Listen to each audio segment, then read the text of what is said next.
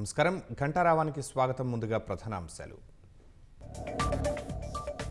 Davos పర్యటనకు 12,30,00,000 మంజూరు చేసిన సర్కారు. సీఎం రేవంత్ రెడ్డి, మంత్రి శ్రీధర్ బాబు వెళ్లే అవకాశం.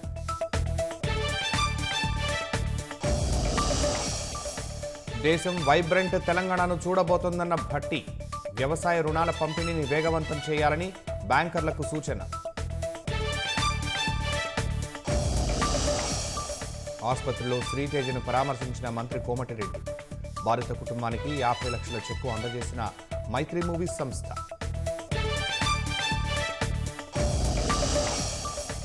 బెనిఫిట్ షో టికెట్ ధరలపై సర్కార్ నిర్ణయానికి ఫిల్మ్ ఎగ్జిబిటర్ల మద్దతు. 5 ఏళ్ల పాటు థియేటర్లు మనుగడ సాధించే అవకాశం ఉందని వెల్లడి. మోహన్ బాబుకు హైకోర్టులో చుక్కెదురు. ముందస్తు బెయిల్ పిటిషన్ కొట్టేసిన న్యాయస్థానం.